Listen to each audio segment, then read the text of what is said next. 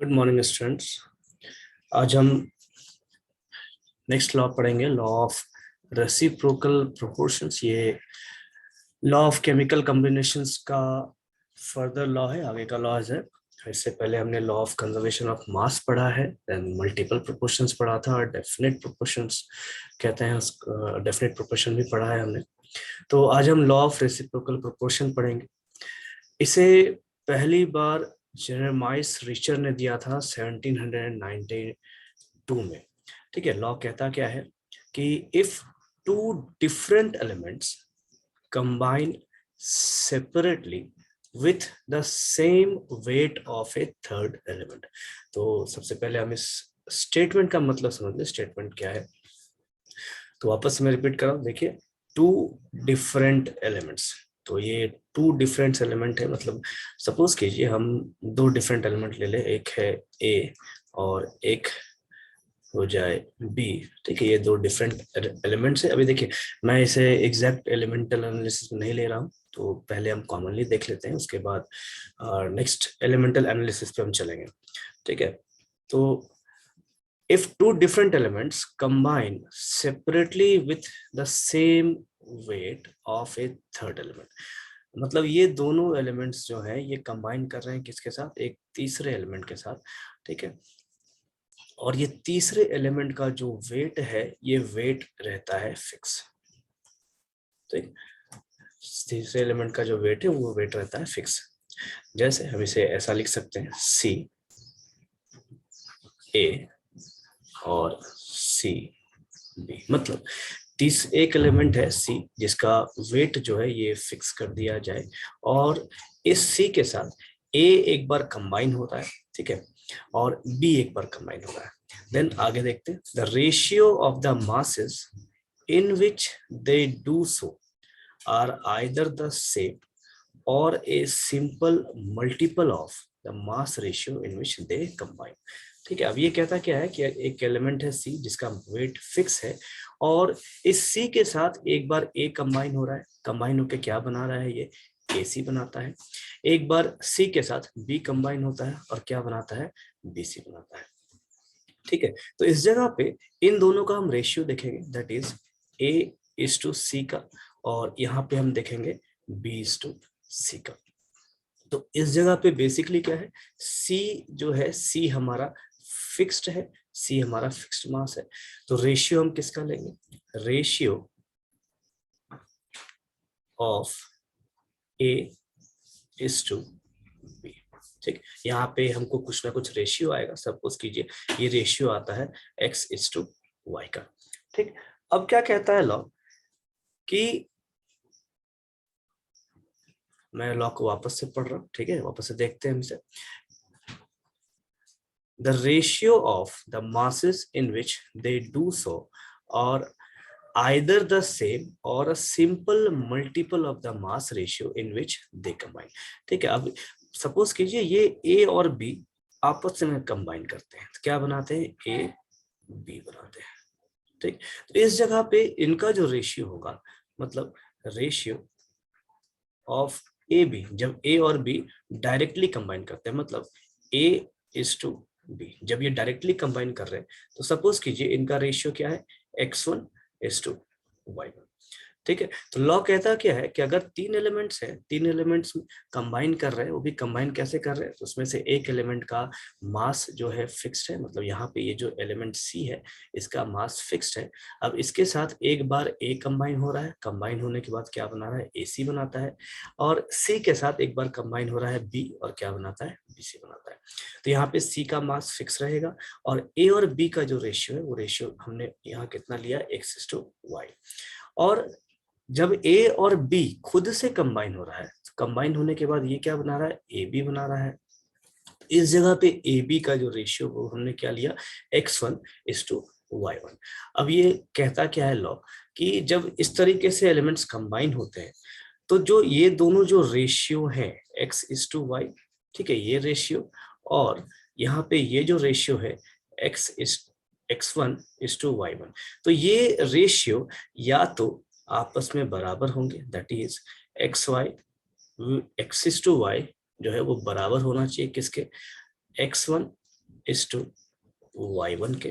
ठीक है, ये कहता है क्या है, या तो रेशियो दोनों सेम होंगे या फिर ये रेशियो मल्टीपल्स में होंगे, मतलब x इज टू वाई बराबर क्या होना चाहिए, x1 इज टू y1। और ये क्या होना चाहिए, ये एक मल्टीपल फैक्टर में होना चाहिए, मतलब अगर हम m यहाँ पे मल्टीपल फैक्टर डाल दें तो इसे हम कहेंगे रेसिप्रोकल प्रोपोर्शन। ठीक है, तो इसी चीज को हम रियल एग्जांपल में देखेंगे, रियल एलिमेंटल एनालिसिस में देखेंगे। ठीक है, सपोज कीजिए 3 एलिमेंट्स है, एक है कार्बन, एक है हाइड्रोजन और एक है एक मिनट, कार्बन, हाइड्रोजन और तीसरा है ऑक्सीजन। तो इस जगह पे सपोज कीजिए कि हम किसी का भी यहाँ पे वेट अगर फिक्स कर दें, तो सपोज कीजिए हम यहाँ पे कार्बन का वेट फिक्स कर देते हैं, तो कार्बन के साथ एक बार कंबाइन हो रहा है हाइड्रोजन और एक बार कंबाइन हो रहा है ऑक्सीजन। तो यहाँ कार्बन का वेट हम क्या करते हैं, फिक्स कर देते हैं, कितना होना चाहिए वेट, ये होना चाहिए 12 ग्राम।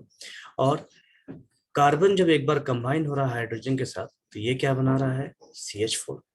कार्बन जब ऑक्सीजन के साथ कंबाइन हो रहा है तो ये क्या बना रहा है, CO2। तो इस जगह पे हम क्या देख रहे हैं कि कार्बन का एक एटम है CH4 बना रहा है, कार्बन का एक एटम है जो CO2 बना रहा है।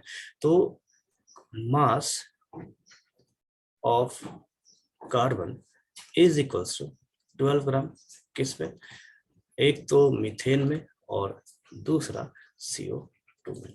उसके बाद अब हम यहाँ क्या देखेंगे, हम यहाँ रेशियो देखेंगे, किसका रेशियो, तो रेशियो हम यहाँ देखेंगे हाइड्रोजन और ऑक्सीजन का। तो ratio of H4 is to O2। तो H4 कितना है, H4 हमारा हो जाएगा 4 ग्राम, चूंकि हाइड्रोजन का 1 ग्राम वेट होता है तो 4 एटम है तो ये हो जाएंगे 4 ग्राम। H2 ऑक्सीजन कितना हो जाएगा 32 ग्राम, चूंकि हाइड्रोजन के एक एटम का वेट होता है 16 ग्राम तो 2 एटम है तो ये हो जाएंगे 32 ग्राम।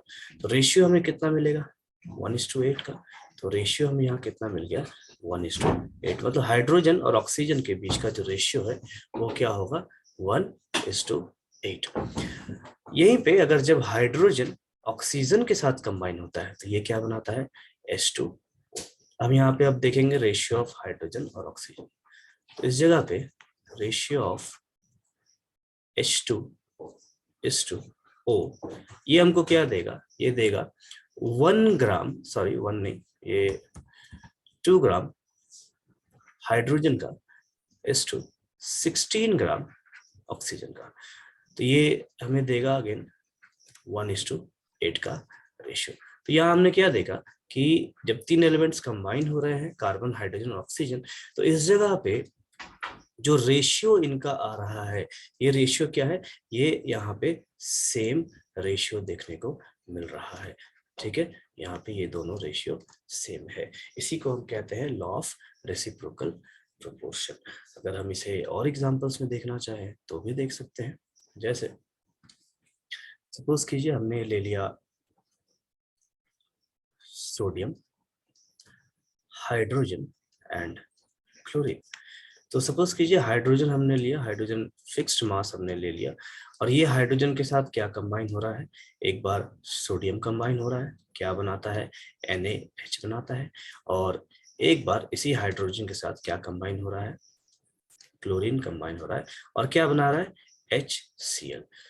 ठीक है, तो इस जगह पे हम जो रेशियो देखेंगे, मतलब ये जो हाइड्रोजन है, ये दोनों हाइड्रोजन का मास यहाँ फिक्स होगा, कितना होगा, तो H का जो मास है वो फिक्स मास हो जाएगा, और कितना होना चाहिए, ये होना चाहिए 1 ग्राम के बराबर। ठीक है, ये कितना होगा 1 ग्राम के बराबर। तो जो रेशियो होगा इस जगह पे, रेशियो किसका, सोडियम इज टू क्लोरीन का, ये रेशियो हम कितना देखेंगे, ये देखने को आएगा हमें 23:35.5। ठीक है, देन इसी जगह पे जब सोडियम और क्लोरीन आपस में जुड़ेंगे तो ये क्या बनाएंगे, ये बनाएंगे सोडियम क्लोराइड। तो यहाँ पे जो रेशियो हम देखेंगे, ये रेशियो क्या होना चाहिए, रेशियो क्या होगा Na:Cl का। तो यहाँ पे हमें रेशियो क्या देगा 23:35.5। तो अभी यहाँ पे हम देख सकते हैं कि इस जगह पे ये जो रेशियो है 23:35.5, ये रेशियो बराबर है किसके, यहाँ पे 23:30.5 के बराबर है। तो हम कह सकते हैं कि रेसिप्रोकल प्रोपोर्शन जो है वहां पे रेशियो जो है या तो सेम होना चाहिए या फिर यहाँ पे मल्टीपल प्रोपोर्शंस में आने चाहिए। ठीक है, इस चीज को चाहे तो और भी एग्जांपल्स में देख सकते हैं।